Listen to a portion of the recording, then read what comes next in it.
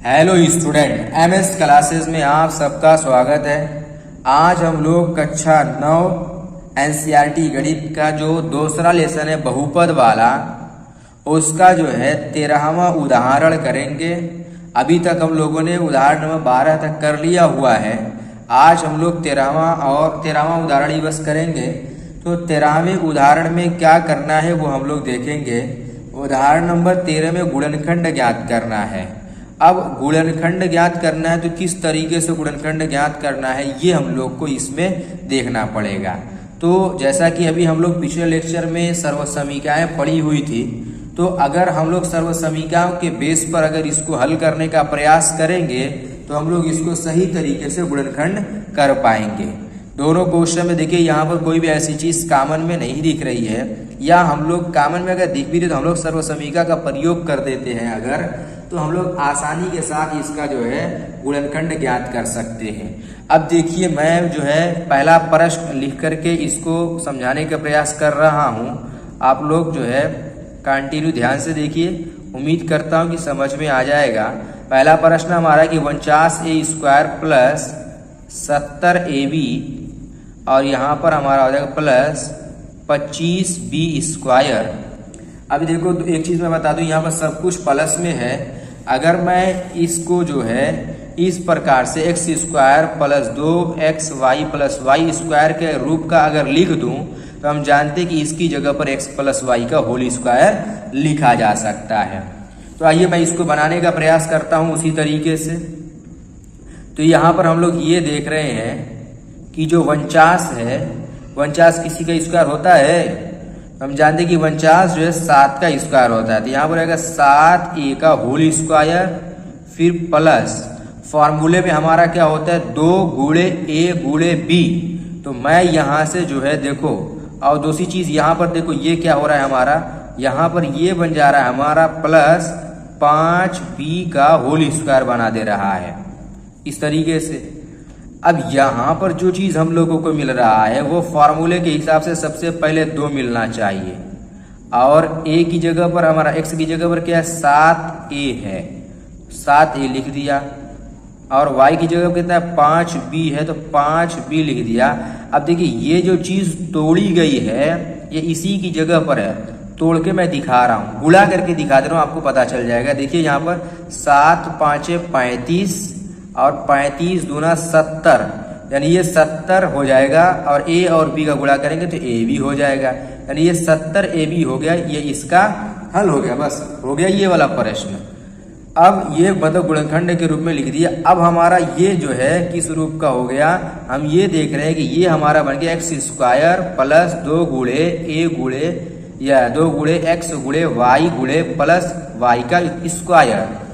यानी इसकी जगह पर हम लोग क्या लिख सकते हैं कि 7a प्लस 5b का होल स्क्वायर कर देंगे हम लोग इसका। अब जब इस प्रकार से गुणा के रूप में हो गया तब हम लोग इसको इस तरीके से 2 बार गुणनखंड के रूप में लिख देंगे कि 7a प्लस 5b, और यहाँ पर हो जाएगा 7a माइनस 5b। ये हो जाएगा हमारा गुणनखंड इसका।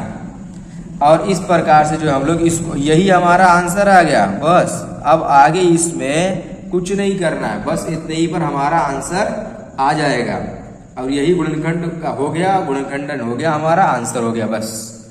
अब इसका दूसरा प्रश्न हम लोग देखते हैं। दूसरा प्रश्न हमारा ये कह रहा है कि 25/4 x² माइनस y² के बटा में 9, इसका भी हम लोगों को क्या करना है, गुणनखंड करना है। सबसे पहली चीज तो अब इसमें 2 ही पद दिया हुआ है, अब इसको किस प्रकार से गुणनखंड के रूप में लेकर के जाएंगे। तो एक चीज हम लोग यहाँ पर ये देख रहे हैं कि 25 और 4 दोनों किसी न किसी संख्या का स्क्वायर है, 9 भी किसी न किसी संख्या का स्क्वायर है। अगर हम लोग इसको जो है स्क्वायर के रूप में लिख लें तो शायद हो सकता है कि कोई सर्वसमीका मिल जाए, देख लेंगे। अब इसको हम लोग क्या लिख सकते हैं कि 5/2 और x का होल स्क्वायर कर सकते हैं कि नहीं कर सकते, बिल्कुल कर सकते हैं।